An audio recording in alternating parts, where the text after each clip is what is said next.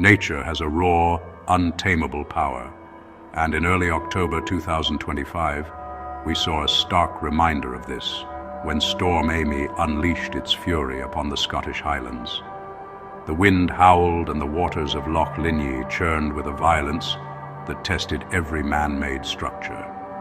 Unfortunately for one of Mowi's vast fish farms, the storm's power was simply too much. Mooring anchors designed to hold massive salmon pens in place were dragged across the loch bed. The immense strain caused the netting of a pen to tear open against its flotation collar, creating a breach in the containment system that held thousands of fish captive. It was a catastrophic failure in the face of nature's might. Through this gaping hole swam approximately 75,000 farmed Atlantic salmon, each weighing a little under a kilogram. They poured out into the open waters of the loch, a sudden disorienting freedom for creatures that had only ever known the confines of a net. This wasn't a small incident. This was a deluge of domesticated animals into a wild ecosystem. To put the sheer scale of this escape into perspective, the number of fish released is equivalent to roughly a quarter of the entire estimated population of wild salmon that return to all of Scotland's rivers to spawn each year. This single event has massively inflated the number of salmon in the local environment, but with fish that don't truly belong there. The timing of this escape could not have been worse for their wild cousins. October is a critical month in the life cycle of Scotland's native salmon. After years spent feeding in the vastness of the North Atlantic Ocean, these incredible, resilient fish were making their final, arduous journey home. They were heading back to the very rivers where they were born, driven by an ancient instinct to spawn and create the next generation. The escapees from the farm have now been released directly into the path of these returning wild heroes, creating a scenario fraught with peril for a species already fighting for its very survival in our waters.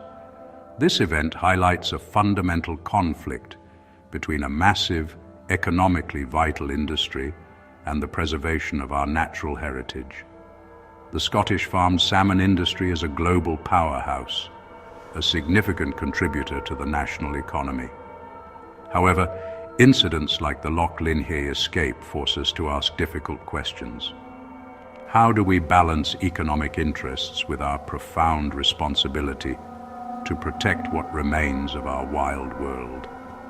The escape of 75,000 salmon isn't just a financial loss for a company. It is a biological crisis unfolding in real time, one that threatens to unravel the delicate genetic tapestry of Scotland's iconic wild salmon. It is crucial to understand that a farmed salmon and a wild salmon are, despite sharing a name, fundamentally different creatures. Think of the difference between a wolf and a selectively bred dog. Wild Atlantic salmon are the wolves of the aquatic world. They are the product of thousands of years of natural selection, perfectly honed to survive the challenges of their environment. They possess the instincts to evade predators, the stamina to migrate thousands of miles, and the genetic diversity that gives their populations the resilience to adapt to changing conditions. They are a marvel of evolution, a true icon of our wild rivers and seas. Farmed salmon, on the other hand, are the product of human intervention. For over 15 generations, they have been selectively bred for traits that benefit aquaculture, not survival in the wild. The vast majority of Scottish farmed salmon originate from Norwegian stock, bred to grow incredibly fast and to be more resistant to the diseases that can thrive in crowded farm pens. Their behavior, their physiology, and their very genetic makeup have been altered. They are, in essence, a domesticated species, designed for a life of captivity where food is provided and threats are minimized. They lack the wild instincts and the genetic fitness of their native counterparts. These differences are not just skin deep, they are coded into their DNA.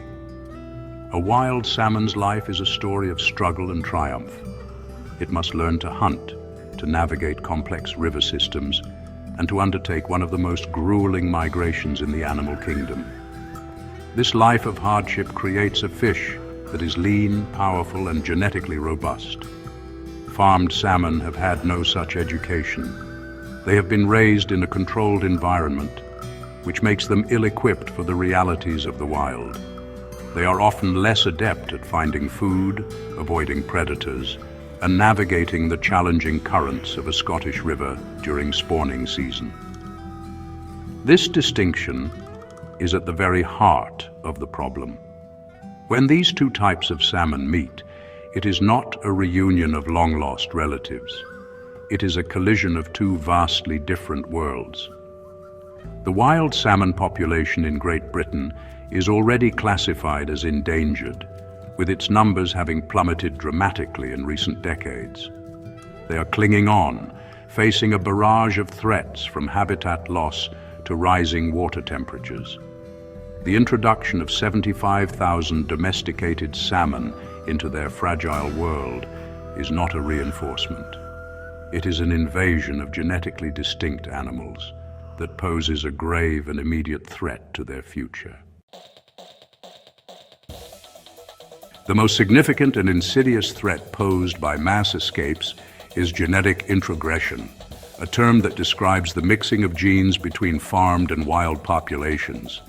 When escaped farmed salmon survive and make their way into rivers, they can interbreed with the native wild salmon. Because the escapees are genetically so different, this crossbreeding creates hybrid offspring. These hybrids might sound interesting, but they are a disaster for the wild gene pool.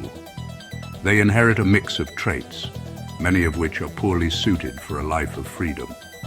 They may lack the migratory stamina or the subtle instincts of their wild parent, making them less likely to survive and reproduce. This process effectively dilutes and weakens the genetic integrity that has made wild salmon so resilient for millennia.